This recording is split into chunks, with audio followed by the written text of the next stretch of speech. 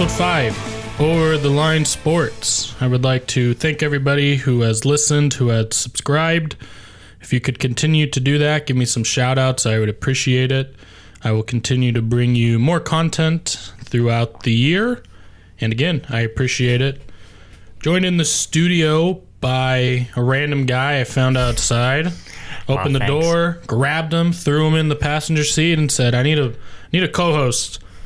Apparently his name's Caleb. Yeah, your stepbrother and you took me against my will, but hey, I'm excited. It's a fun show. We have fun, like to mess around a little bit, dive into some sports, and we got a couple topics for you today.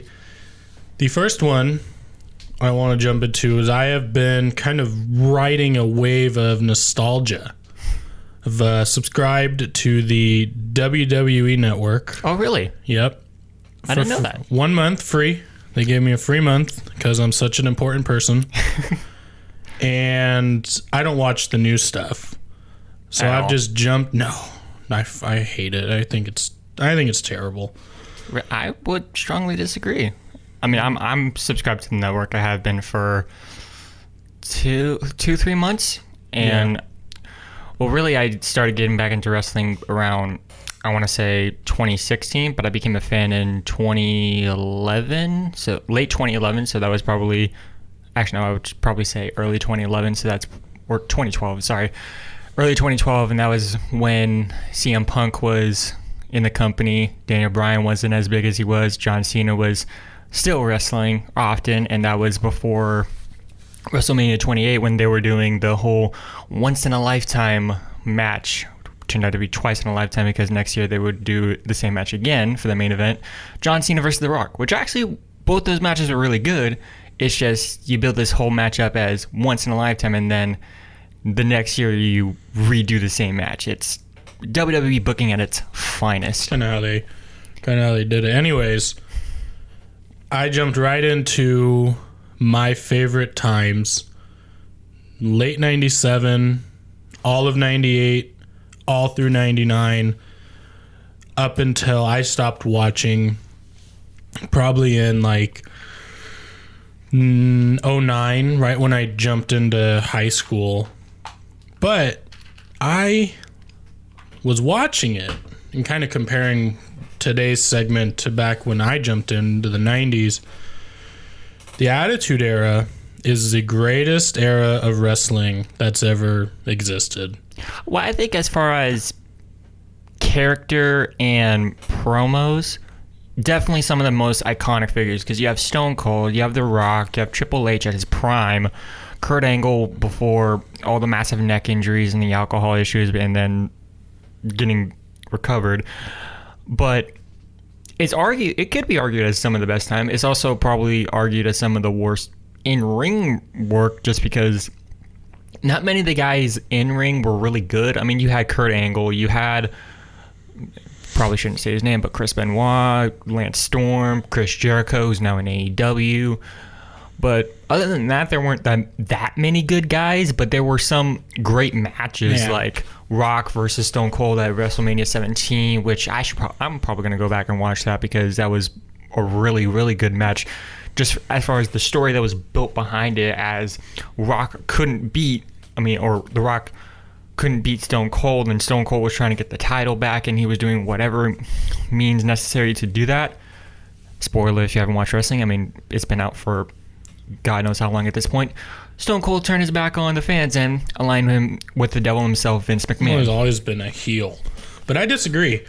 I think the product was amazing. I think the wrestlers themselves, maybe not as technically proficient, but between Kane was in his prime, Undertaker, you got Goldust, who has been around forever. He was really good. He's now also in AEW.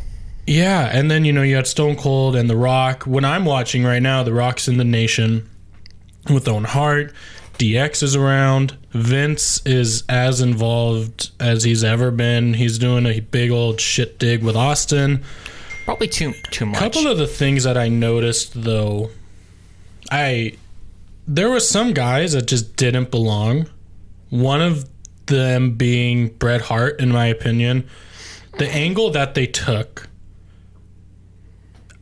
I don't think he would have lasted just because he was so focused on being a good person and being, you know, a hero, as he would like to say. The attitude for him, I just didn't think he could do it. He wasn't good on the mic. Owen Hart was way better. And I think that was Bret's whole thing, was he wasn't good on the mic. He was known more for his in-ring work. And his in-ring work isn't for everyone, but I think WWE kind of backed themselves into a corner with how long of a contract they gave him, right? Which was insane for the time being. It was like a 20-year deal. Well, that led to the screw job. Well, because they backed themselves in the corner, because also Shawn Michaels at that point, he was an asshole to work with, and he was just right. a complete diva. So you had to get the title back on him, but Bret had a clause in his contract where he could not lose in Canada, and you're doing the Survivor Series in Montreal. WWE basically fucked themselves, to put it simple, because you weren't going to make everyone happy. You were going to have to do something scummy, and Bret was going to go to WCW anyway. Right. Well, I think it happened too because of that angle of the attitude they were taking. Shawn Michaels was a diva, admittedly, but good God, that guy could cut a promo. His attitude was perfect for what they were pushing.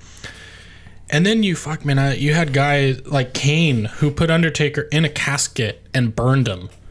I just don't think that Bret would have thrived in that era, just because you really had to be that character. You had to play the attitude, and I just didn't think he had it. And so, going to WCW, it actually more or less benefited the World Wrestling Federation then, just because they were able to push their guys like Stone Cold.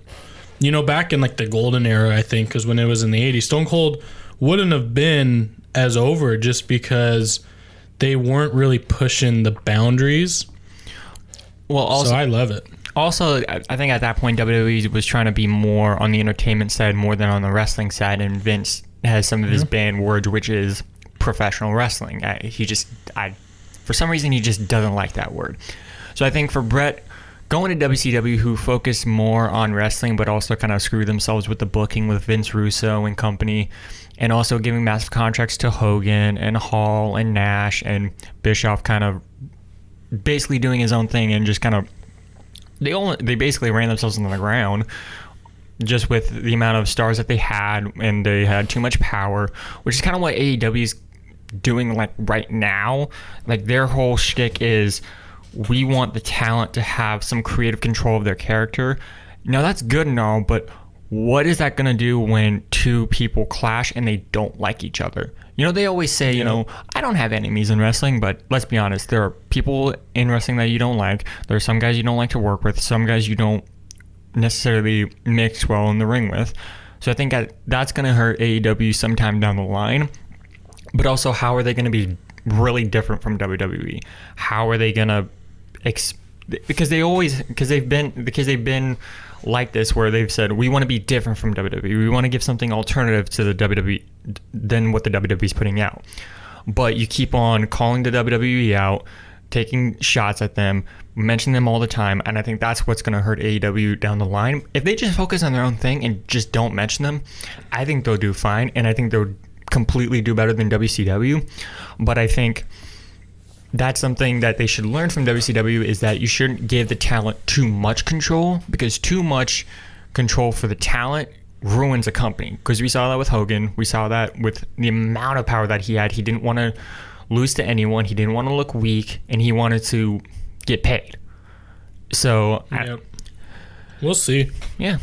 Real quick before we move on, who was your? You weren't born during the Attitude Era. I was born in 2000, it was just getting to the end, because it ended technically in 01, and then they moved over to the Ruthless Aggression I would era. say it technically ended in 2002 after WrestleMania 18, when Triple H won the Undisputed title. I think that's when it truly ended, because Raw had a new look. It wasn't the old Raw's War stage. I love that stage. I think it's good too, but I like the 2002 to 2000.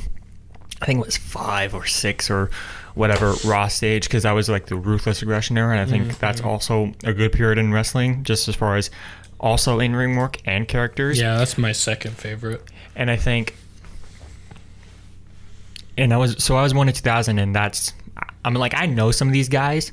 I would say my favorite Attitude Era wrestler of all time is probably Triple H.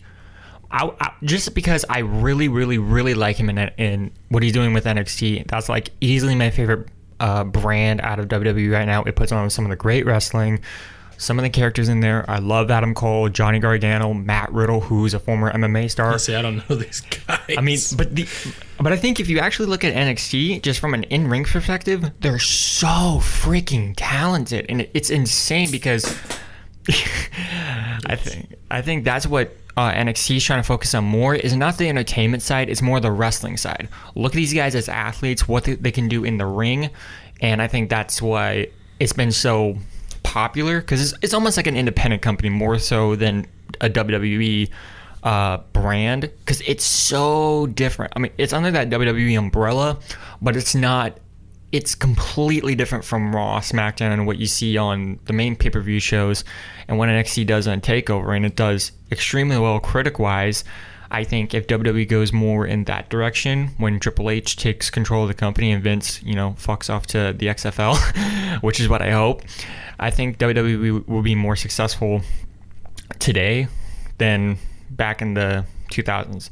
I mean, not as far as media-wise, because you're not going to get another Stone Cold, you're not going to get another Rock, you're not going to get another Triple H or Kurt Angle, because those guys, if you copy too much from them, you're going to get called out for it. Well, eventually. Especially The Rock in promo skills, because good God, that guy has way too many catchphrases, but he was iconic for that. Yeah, no, it's fair. And also because of social media, because that kind of ruins a lot of things for wrestling. Yeah, it wasn't back when I was watching. Before we move on real quick, mine was Kane. I'm not going to really dive into that one just because we don't really have time. But Kane was my guy. He was villainous. He was scary. He was superhuman, apparently, when they first billed him as Kane. The feuds were fantastic. I loved him. And to this day, I think they really didn't treat him great in terms of when he was getting a little bit older. They kind of made him soft, which, kind of sucks. But, 90s Kane, if you haven't watched, I recommend it. He was just on another level in terms of like strength and athleticism and, just being an in-ring guy. So that's my guy. I like Kane. We'll dive into this a little bit later, maybe in another show, but we got to move on real quick. NFL. We got some games tomorrow. I kind of starred the games that I like. Has there been a certain team that you like that's kind of stood out to you that maybe you didn't think would be, I know we're early, it's only week 4, but are there any teams that you are looking at that you say, damn, maybe these guys, if they continue what they're doing, maybe they make a run, who people didn't initially think they would make a run? I want to say Dallas, just because of how well Dak's playing, and also Baltimore. I think with Dallas's situation is you have a bunch of players with contract years. You got to sign Byron Jones, who's one of your best corners, if not your best corner and defensive back all around.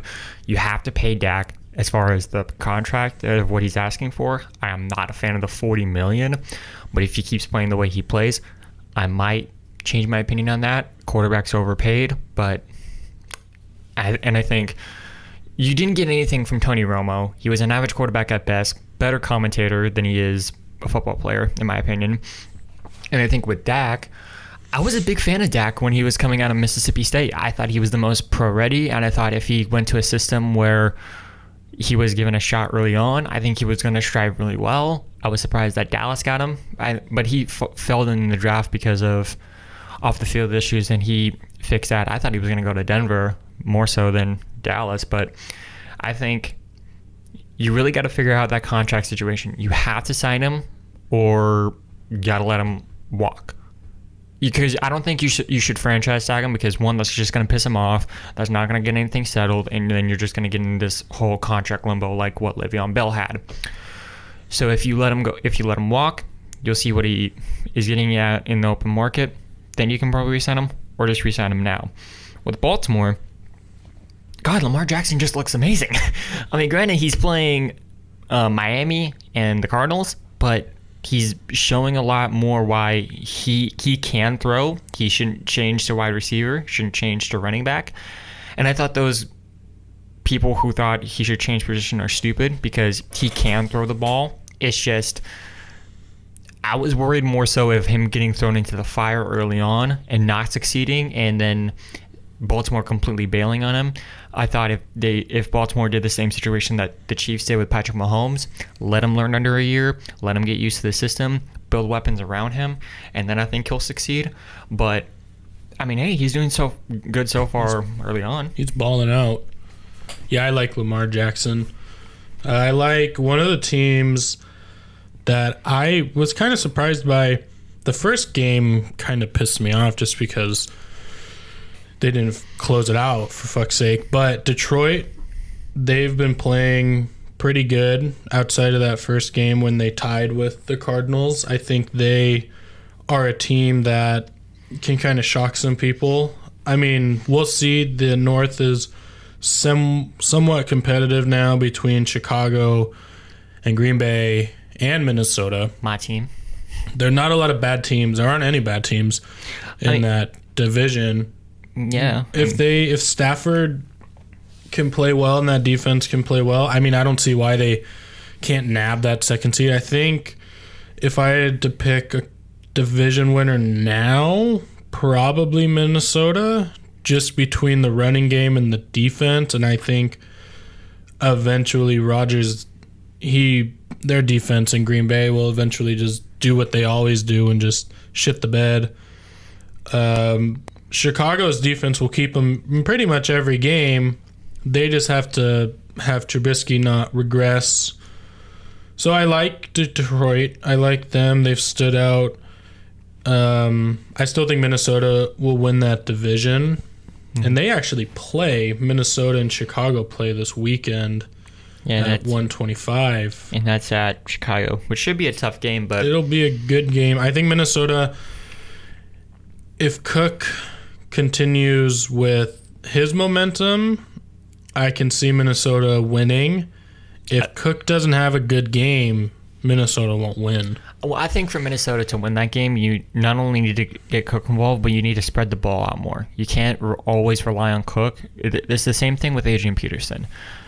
You have a generational running back, but your offensive line is going to be exposed sometimes, and you have to rely on Kirk Cousins in some situations.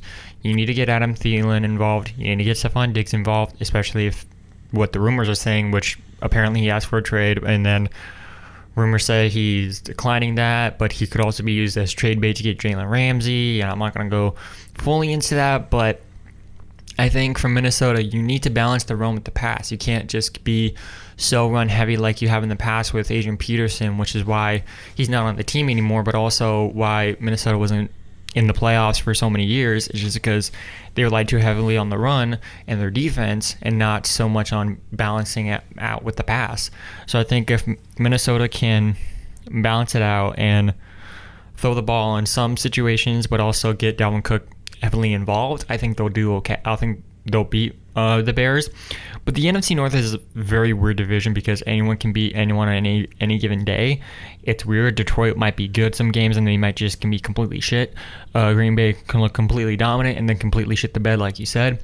The Bears look dominant, and then Trubisky completely screws it over for them.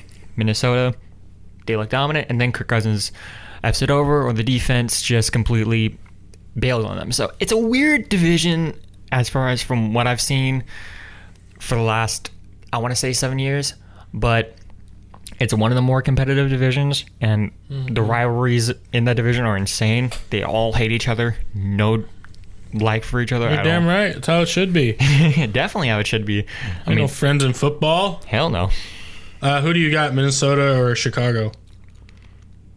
Just give me a score. I don't want to sound like a homer, but I'm gonna say Minnesota 24-20. Okay. I think they just edged them out, but I think it's gonna be a very close game until the very end.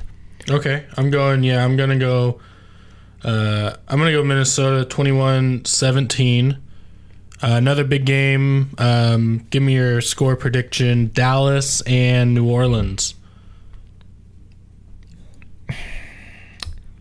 I would say Dallas, but I think since it's at New Orleans, It's in the dome. It's in the dome. I think they have a lot to play for, and I think Teddy is going to play well to where they just beat out Dallas. And I think Dallas finally gets true competition. They're not playing bad teams like New York and Miami and whoever the hell they played.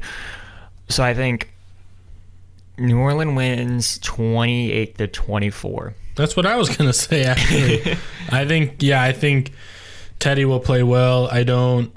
I'm still not sold on Dak. I never have been. If anyone wants to hear me rant about him, go to, I think, podcast number 4, where I kind of lit into him. So, never been sold on Dak. I mean, if he balls out this season, maybe change my mind, but give me a full 16 games to, before I make a final call. But yeah, I'm not a big fan of him. Patriots, Bills, they're both 3-0. Buffalo is talking shit. They're talking shit, which never ends well. But let's be honest, Buffalo, you've done average, and also your quarterback can't throw the fucking ball, even though that he was worried about having a cannon for an arm, and all he does is basically run and throw checkdowns. He runs more than Lamar Jackson does. Yeah, that's what pisses me off, is that people were praising this guy for his arm talent, yet he runs the ball and all he does is checkdowns. Tom Brady is 40 years old and is playing 42, and he's playing like he's fucking 26. Yeah, that's my guy. He does it. Until I actually see him fall off a cliff, I am not betting against the Patriots in my lifetime. I've done that before, and it screwed me over, especially against the Falcons and especially against the Seahawks. I'm not doing it again. I think New England's going to win the Super Bowl. That is my call. I said it before the season even started, but... Yeah, I don't think this game will be close. I think New England's going to win. I'm going to go 37-7, or 31-7, I'm sorry. I'm going to go even worse. I'm going to go 42-16. All right. We'll see. They haven't allowed a touchdown all year, so does it happen tomorrow? Maybe. I think it will, just because they'll probably just put in some of their backups and then they'll give up some touchdowns. But could happen. I just don't see Buffalo winning. Yeah. Is this playing in New England? No, it's at Buffalo. Let me clarify. Their defense hasn't allowed a touchdown. Stidham threw a pick 6 last week. Oliski muffed a punt, and then they scored. So they had 14. The Jets scored 14. But defense hasn't allowed a touchdown. So it's in Buffalo. Yeah, it's not going to be close. Chiefs, Lions. This is another game just enticing. They're in a dome. They're playing in Detroit. Only the second time Mahomes has ever played in a dome. This isn't going to be close either. I know I just said, Detroit's my team that I like so far. But you're playing against Patrick Mahomes, who's playing lights out and is probably the best quarterback in the league and probably the best talent in the league, better than Aaron Rodgers, better than whoever. I mean... Natural talent? Yeah, it's not. His throwing motion is so stupid. I don't know how it works. I mean, maybe it's just because he's played baseball for a long time and his dad was an MLB pitcher. But Jesus, he's so talented. I was not a big believer of Patrick Mahomes when he was at Texas Tech, but he's proven me wrong. And he's going to get paid $200 million at the end of the year, and I couldn't say he doesn't deserve it. He does deserve it. The dude is phenomenal. That's the MVP, my prediction. Yeah, back to back. I think Kansas City, I'm just going to say 37-21. They're just the only team, not to, go off of my own team. They're the only, New England's really the only team that's kind of shown a formula to stop them. They haven't completely stopped him. He's played well against them twice in his career, but they're the only team that's kind of thrown a blueprint. Like in the first half of that AFC Championship game, he didn't look good. Well, also they've defensively shown that they can stop KC, unlike the Rams, who just got like every other team in the fucking National Football League. Yeah, like it's like fuck it. I mean, that game, the Rams versus Kansas City, that was a complete shootout, but the defenses were complete dog shit. Yeah, they didn't. And that's, some people like that. I like it. I also like defensive games. I like it when it's like 35-28, but there's some defensive stops in the game.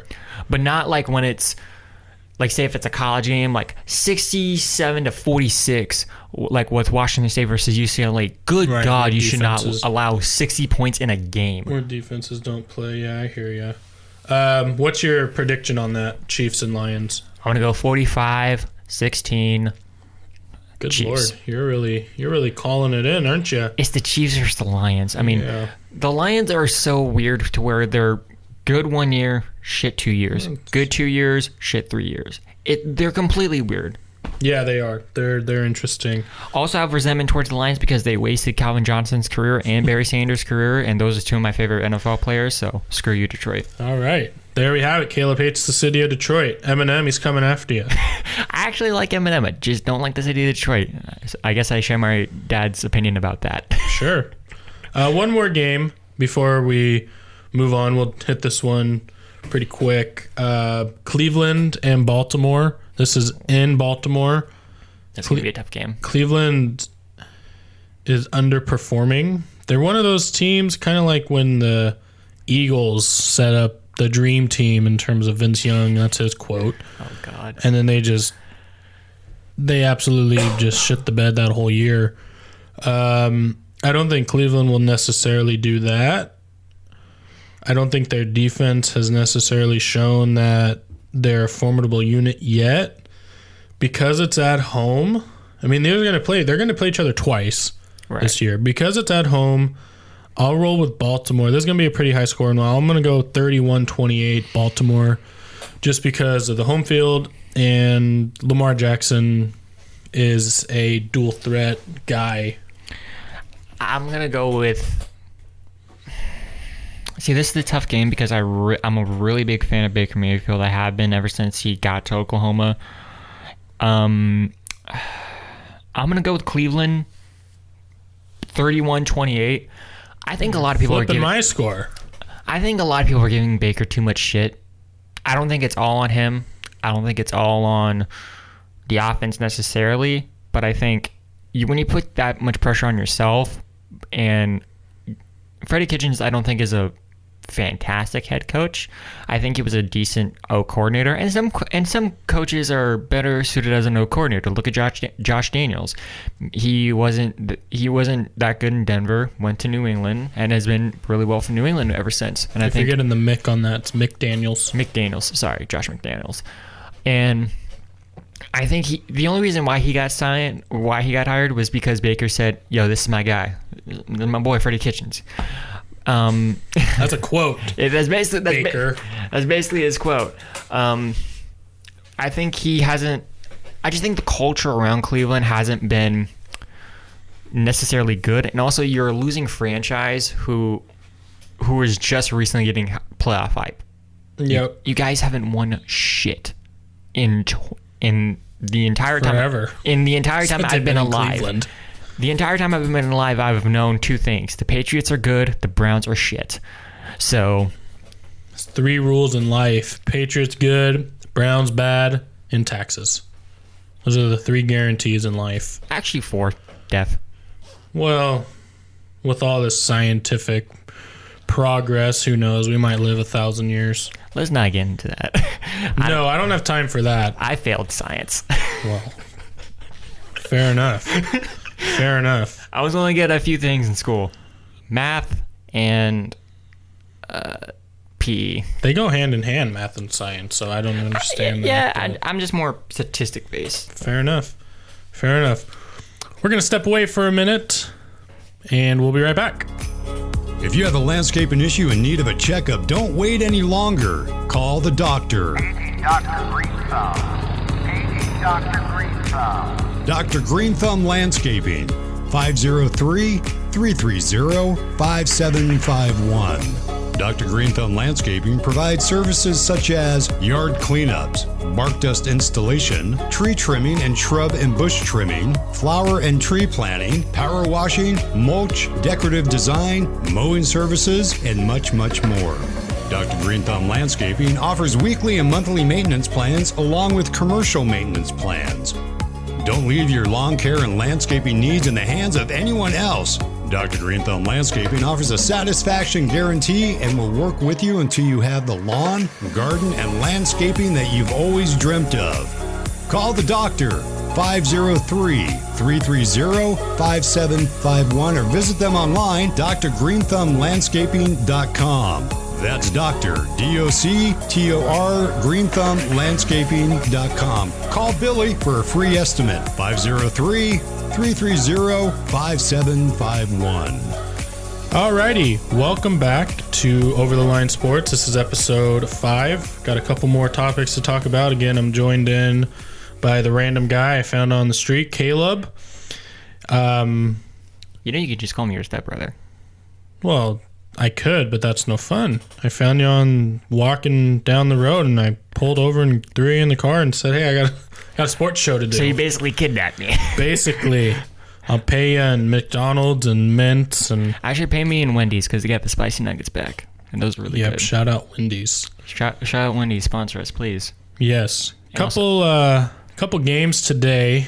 Actually, a lot of games today for college football. Not going to jump into all of them. Really not going to jump into any, actually. This is more of a discussional piece. Have there any, kind of like the NFL, have there been any teams that have kind of stood out to you in college football? I mean, we know the teams that are going to be good are good. I mean, the two lock-ins for the college football playoffs, I think, are Alabama and Clemson. But I think a team that can really make some noise is Wisconsin, not They're Ohio good. State. They're good. I think they have an offense where it's not, they don't handily beat you. I mean, granted, we saw them basically trump Michigan, but I think when they play down the line against better teams, like say, I don't know if they play Ohio State in the year, but I think if they play Ohio State in the Big Ten championship, which they play in two separate divisions, so it's more possible than say Michigan versus Ohio State, who is in the same division, right? But yeah, I mean, the thing is with Wisconsin is that their defense has always been really good, and they've had a solid O-line. And all those boys are from Wisconsin. They wanted to play as Badgers, and they wanted to look beefy and insanely strong. Farm raised, man. They're bucking hay at like 5. Yeah. And they don't have a necessarily a great quarterback, but a running back. They have a good running back. Oh my God. He ran all over Michigan. Jonathan Taylor is, if you have not heard his name, what are you doing watching college football? Look up Jonathan Taylor on YouTube. You'll just see how good he is. And if you are more so on the film side, you want to look at the film, look at him. He's what a running back should look like. Not too big, not too small. He's fast. He's powerful. And I think he works in the passing game, like works that out a little bit more. I think he's the complete back. I don't think he should come out this year because I think there's not that many NFL teams that are looking for a running back. I think next year, but then also you kind of lose that whole momentum that he's riding. So right. Who am I to say what he should do? What happened to Jake Locker? He was going to come out his junior year at Washington. They were said, yeah, Jake Locker, number 1 pick. Stayed his senior year. He still ended up getting drafted by Tennessee, but he just kind of fizzled out. Matt Barkley's another example. But then you got to have someone like Justin Herbert. Right. My quarterback. He's balling out. And I think it was the smarter decision for him to stay because, one, I think if he would have got drafted by an NFL team last year, he would have got thrown into the fire way too soon, and I don't think he would have been ready. I think if he's thrown into the fire after this season, I think he'll do much better because, one, he's starting to spread the ball out more than to rely on one target. Now, granted, he's throwing a lot to his tight end, Evan Breland. That guy's good. I mean, but still, he's spreading the ball out more. And also, Oregon doesn't have all the receivers. A lot of them are hurt. Juwan Johnson, the Penn State transfer, he's been out with a shoulder injury. Micah Pittman, he's been hurt with a shoulder injury. Brendan Schooler, he has a foot injury. So they were really hurt in the wide receiver department, which is why I think if they would have had some of those guys in the Auburn game, I think they would have beat them. Also, if they didn't, basically conserve the ball for the second fucking half of the game and actually, hey, maybe let's completely destroy Auburn and not, just run the clock out. You play to win. Yeah, you play to win. You don't, unless you're up 45-0 in the middle of the third quarter, then you play conservative. Well, shit, we saw that with Washington State against UCLA. They were up 49-14, and they ended up losing. Okay, then maybe Mike Leach is a great coach. I really like him. I was gonna actually use him as an example. He is so funny. And then I remembered he was on the losing end of that UCLA game. But they've said it before. You play to win. You step on their throats, man. Just play to win, and I think they would have beat them. I think they didn't do that. This goes out to any coach and to any person who wants to be a coach. You don't play conservative half the time. You have to play to win. Even if you're against a shitty team, you play to win. Because you don't know when you're going to be the next Appalachian State versus Michigan game where Appalachian State upsets Michigan. You need to play against this team like it's a national championship game. Yeah, you just go. Yeah, I like Wisconsin. Back to your point, I like them. Arizona State played yesterday against Cal. Granted, Cal's starting quarterback was hurt, but I like Arizona State. They're not going to make much noise, but I do like them. They can make some noise in the Pac-12 South, especially since that division's kind of always open to whoever. The North is more based on three teams, Oregon, Stanford, and Washington, especially since the Pac-12 formed in 2012, adding the two teams, Colorado and Utah. Right. But I like Utah. Utah is very strange. I think they'll be okay, but I don't know if I would put them as top 15 material. I think Oregon is more so the better representation for the Pac-12 in the playoff, just because of the amount of talent that they have, especially more on the defensive side. I think on the offensive side, and that's weird for me to say because Oregon has been offensively really good, but I think their defense has gotten a lot better, especially with one player I think that's going to really shine, especially next year, Kevon Thibodeau. I think if he's given more reps and given more playing time, he's going to play out phenomenal. Yeah, he'll be good. I think he's going to be like a Myles Garrett type of player where once he just gets rolling, he's not going to stop. I don't think he'll be a first overall pick, but I think he'll be really good. Yeah, I like him too. Okay, real quick. We have a couple minutes left. Tua, I'm not going to say his last name. Tagovailoa. He's out playing Trevor Lawrence. And that's expected. Is he better than Trevor Lawrence? I think from a pure quarterback standpoint, Trevor Lawrence is better. I think Tua is going to play well at the NFL level. I'm just worried because he's a lefty. Not that many lefties. Steve Young, man. Steve Young, but after Steve Young, there was Michael Vick, and who else after Michael Vick?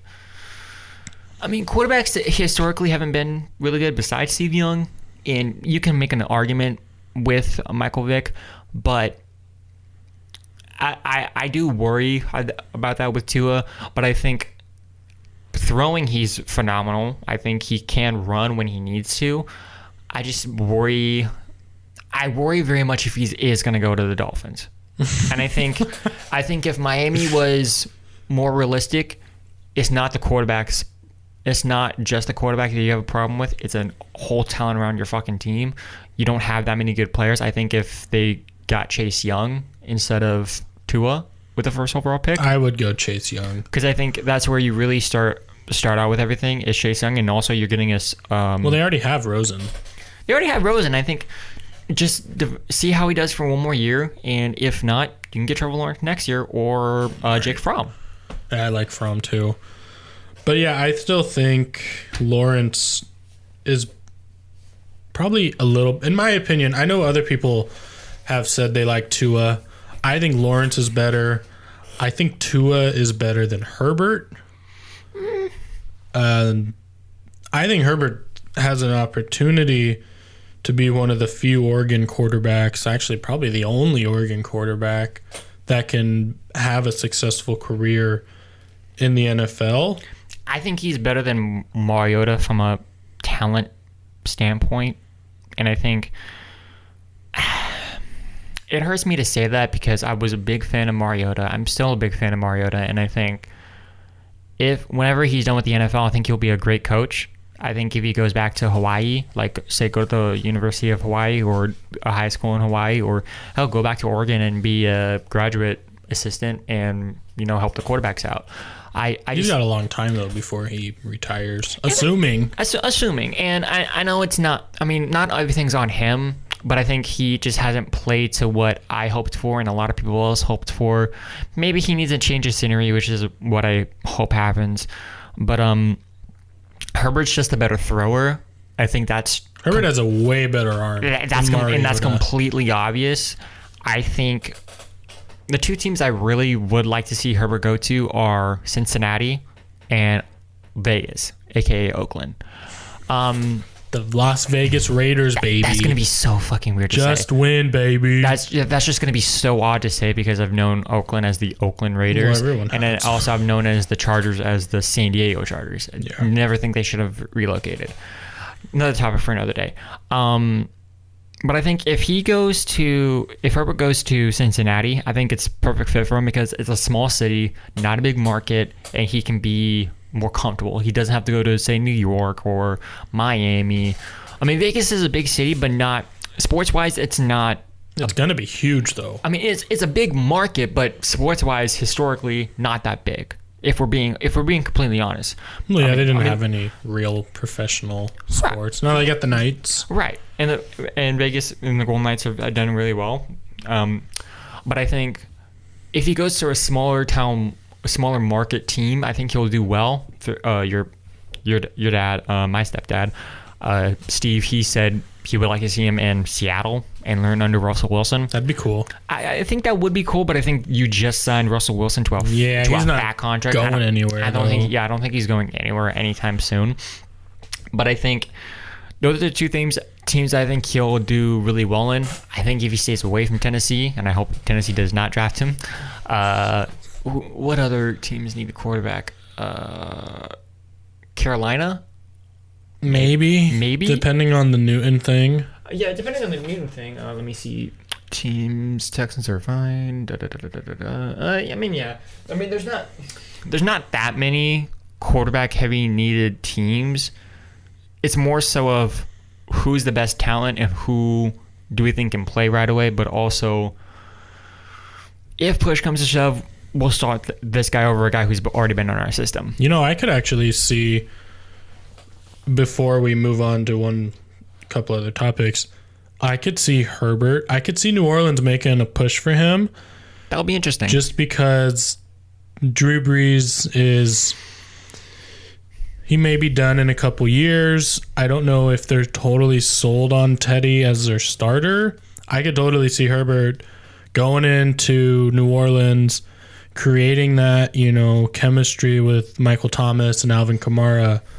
And that'll be a big thing. But just turning that shit around. If I'm not mistaken, Teddy is on a contract year. I think he only signed a 1-year deal with New Orleans. I thought they gave him 2 years. But that might have been the first year, might have been last year. It might have been a 1-year contract with a second-year option. I'm not 100%, but I think this could be the make or break year for Brees, and I think he really needs to consider, can I play at a high level for many years?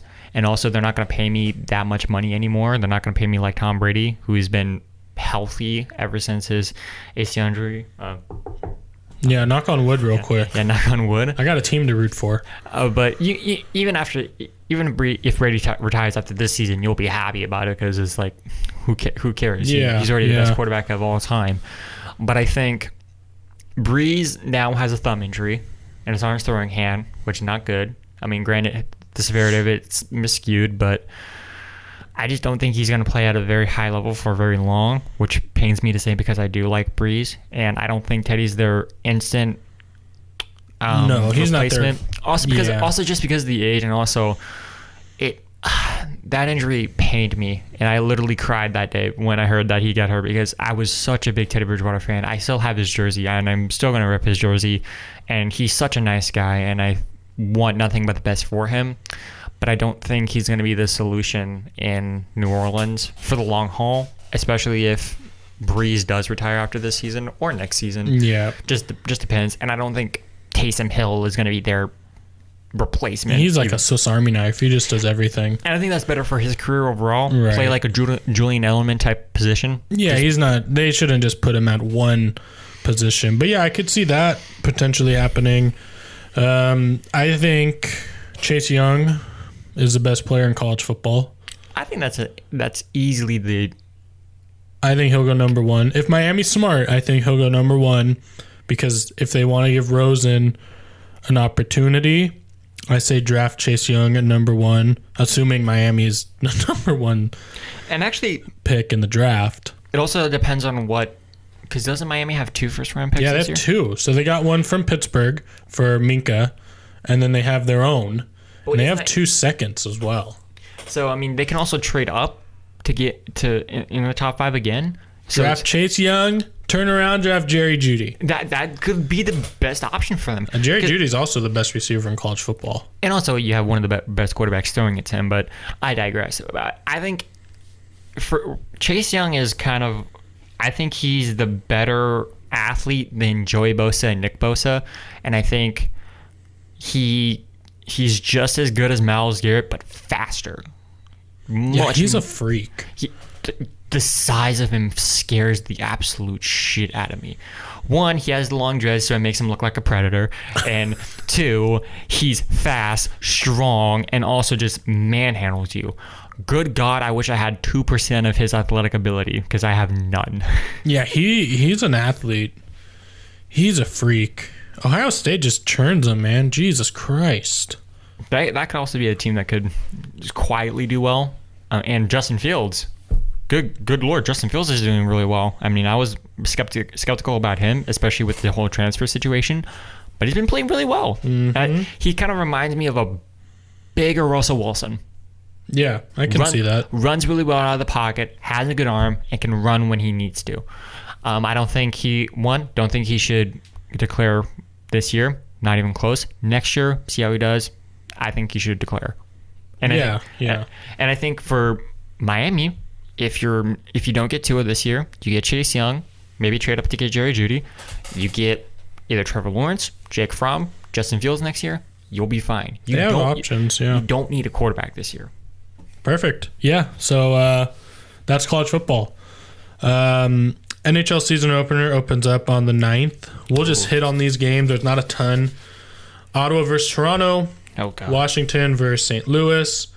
Vancouver versus Edmonton. Yeah. San Jose versus Vegas. That game I'm more excited to see. That's the only game on this list, I think. I mean, Washington, St. Louis may be fun. Yeah, I think that'll be a good game. But San Jose and Vegas, they're creating a little bit of a rivalry And between those rightfully two. so. That game. They always see each other in the playoffs. The 2 years. That genuinely pissed me off, the ending. Yeah, that was kind of fucked. They fucked them up on that one a little bit. I mean, granted, Vegas put themselves in the corner where they got in that situation, but one, where the penalty is like 4 minutes long, and as soon as San Jose scores, the guy doesn't get out of the box. That's right. I think that penalty was completely wrong. I think it should have just been a 4 minute. What, major, minor? Yeah. I mean, 4 minute. I think it's 5 minute major, but that's an ejection. Yeah. Well, yeah, I think so. But I think with that penalty, I think it was just completely wrong. The call was wrong. Granted, he should have been penalized, but not for 4 minutes, and then the penalty keeps going. Right. You score, and then the penalty. You're still on the PK. Right. The Knights are. So, yeah, they got fucked over in that one pretty hard. I like that game a lot. That's really, like I said, between Washington and St. Louis and San Jose and Vegas. That game is going to be exciting. Because I can easily predict all these games. Ottawa versus Toronto. Toronto's going to win 5-1. Okay. Toronto is okay. Look, Toronto is so bad as a team. They're completely managed terribly. Your stadium's in a complete insane part of town where fans can't get there, and it's also a pain in the ass to drive there. Washington versus St. Louis, I think that's going to be 3-2. I think St. Louis is going to ride that hype into the season. I don't think they'll repeat at all. I think they'll probably make the playoffs. But Washington, always consistently good. St. Louis, we'll see how they do this year, but I think St. Louis edges it out in the end. Vancouver versus Edmonton. It's basically the who's worse. Vancouver. Because Edmonton has Connor McDavid. Who's the best player in the NHL? Easily the best player in the league. So I think that's going to be 4-2. San Jose versus Vegas. The problem is with Vegas, you need a better defense to help Fleury. Fleury can't stop everything. As much as I love Fleury, and God, he's such a funny dude and such a nice guy. They need more talent to protect him defensively. Because offensively, they have a lot of weapons. Right. A lot of weapons. Oh, they have a ton on offense, right? Right. But the problem has always been defensively. We saw it in the year when they went to the Stanley Cup Finals. You got shredded multiple times for multiple goals. I think, and the problem is with Vegas, they drafted so many defensemen in the expansion draft. Right. And then you gave most of them away. So what the hell? So I think if they fix their problems defensively, I think Vegas is going to be a very tough team to beat. Yeah, I agree. Especially if Fleury keeps playing at the way he's played the last 2 years and basically has been a career revivement at this point and renaissance. He just needed out of Pittsburgh. That's another topic, though, for another day. And rightfully so. And I think he loves it in Vegas. He's their franchise piece. Everyone loves him, and he's playing phenomenal. I think he should have been a Vezina finalist last year, and I think, in my honest opinion, I think Robin Leonard shouldn't have won the Vezina. Wasn't he one that won the Vezina, or was it Vasilevsky? Off the top of my head, I'm not sure. I'd have to go back and look. Because I think the three finalists were kind of meh. Leonard was okay, but what did he do in the end? They lost in the playoffs. Right. Vasilevsky choked it with Tampa.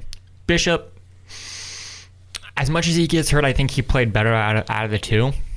Yeah, I like Bishop. He's huge. He's so fucking big. I mean, I think if he stays healthy, he'll be a top contender for the Vezina again. Mm-hmm. But back to Vegas versus San Jose, I like Vegas, not because they're my second favorite team behind the Coyotes, even though they're probably going to relocate within the next 5 years. Probably. I hope not, because I like Arizona. I think Vegas is going to win 4-3. All right.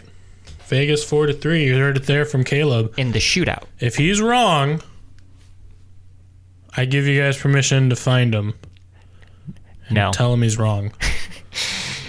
Just say that I'm wrong. I can admit when I'm wrong most of the time. That's good.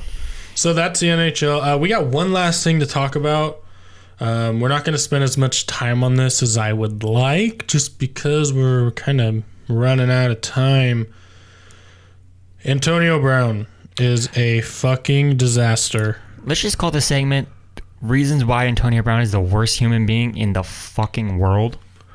He's crazy. One, get the fuck off Twitter. What are you doing? The whole spouting against Eric Weddle is ridiculous. And now, apparently today, he fired back at Baker Mayfield. Yep, saw that. He always needs to have the final word, and I think that's stupid.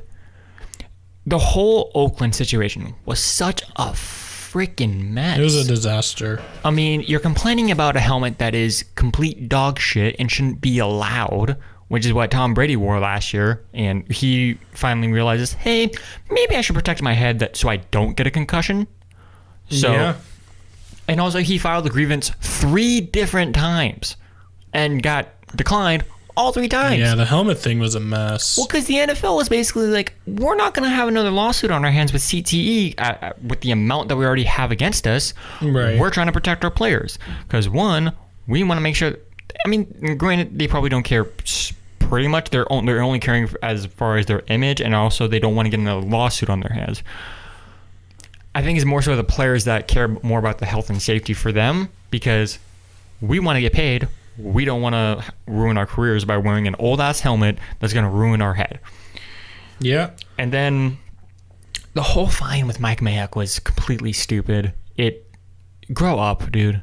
Yeah, so he had the foot issue in July, That was bizarre. the helmet issue in July, Bizarre. gets fined $40,000 by Mike Mayock for unexcused absences in August. Rightfully so. He demands a release after they make up. So initially they made up, and then about a day later he demands Oakland release him in September. Does he have multiple personalities disorder? I have no idea what he has. Because I'm not a doctor. I can't diagnose that, but he's crazy. insane is the right word. Yeah. Signs with New England. I think either the day of or a day after getting released by Oakland. The day of. Plays one game with them.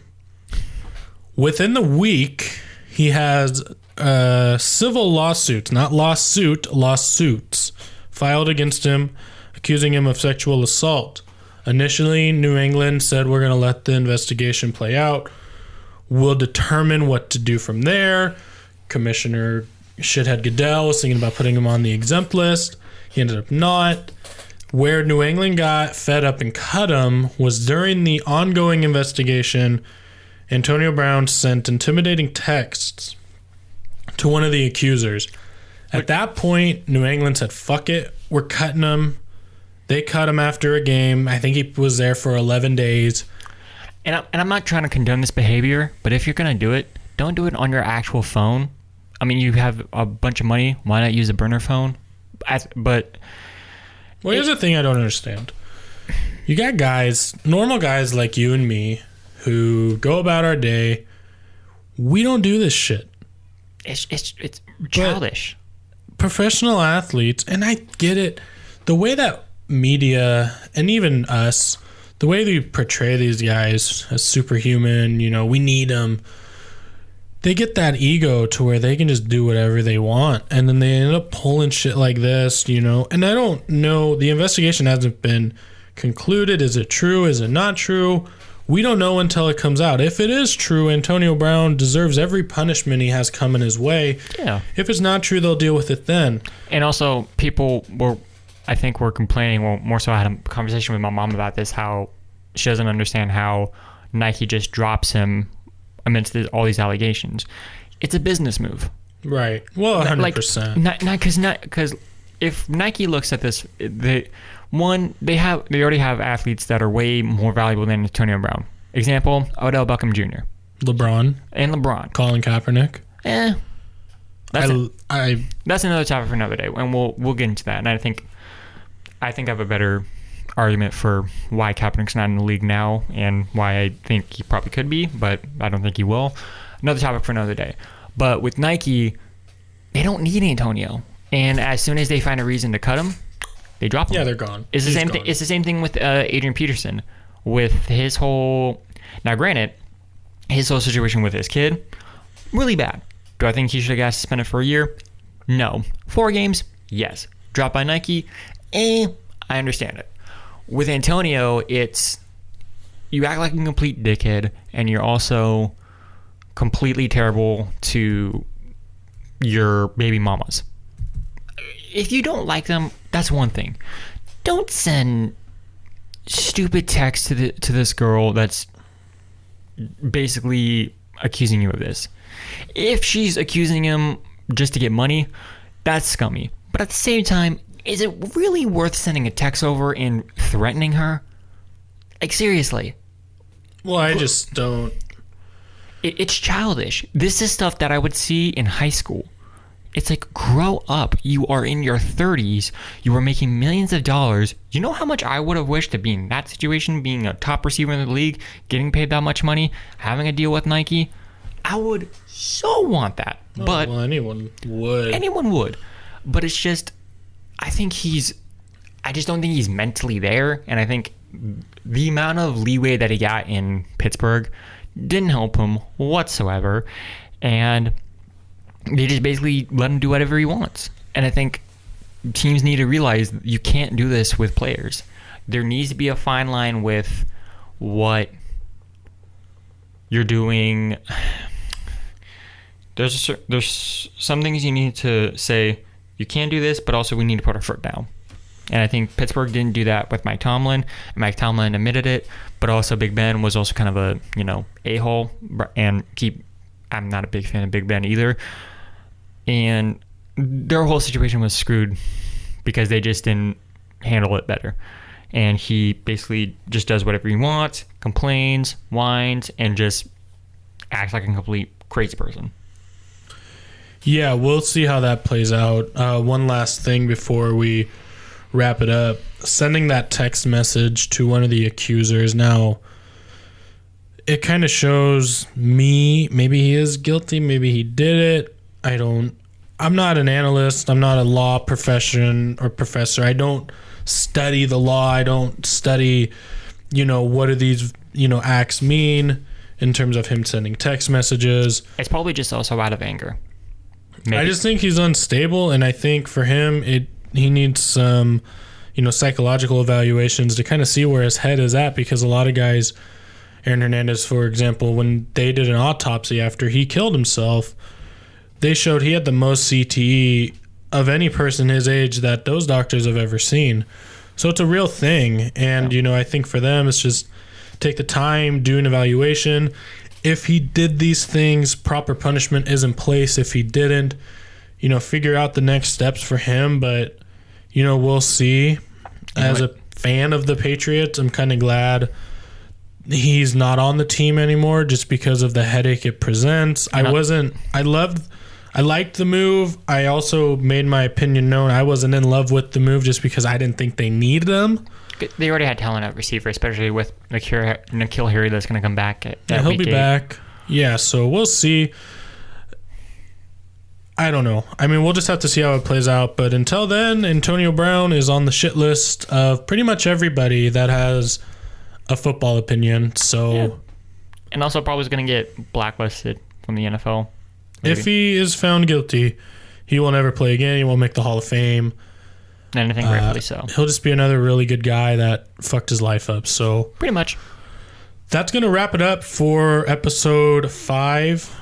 I appreciate you guys listening in. Please like, subscribe, and comment. Let me know where I can improve. Let me know for episode 6 what topics you want me to talk about, and we will go from there. So take care.